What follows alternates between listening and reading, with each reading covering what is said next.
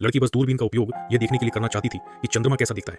लेकिन जैसे ही कैमरा झूम इन हुआ वह उसी जगह पर थी, क्योंकि वहां एक अकेला छोटा सा लकड़ी का घर था और सफेद बालों वाला बूढ़ा आदमी लकड़ी के छोटे से घर से बाहर निकल रहा था और कोई नहीं था। यह उनके दिवंगत दादा थे। उसने अवचेतन रूप से रात के आसमान की ओर मुड़कर हाथ हिलाया, लेकिन 3,80,000 किलोमीटर की दूरी ने सभी संकेतों को काट दिया।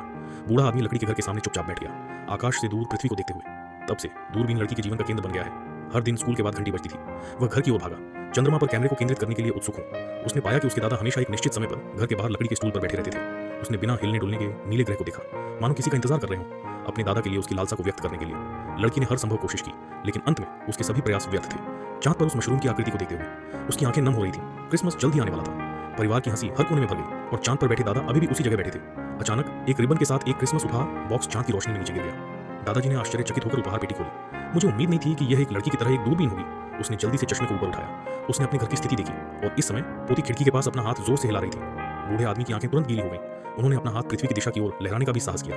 उस दिन से लड़की खिड़की के सामने दूरबीन को देखती रही, क्योंकि वह जानता था चांद पर 2 आंखें उसे देख रही हैं और चांद पर छोटे से घर में। बूढ़े आदमी अक्सर दूरबीन उठाते थे, क्योंकि वह जानता था पृथ्वी पर एक छोटा सा प्राणी था। हर दिन उसे याद करती हूँ, नए समुद्र की चिंता पर काबू पाना। अंत में एक दूसरे की आंखों में एक गर्म घर मिला।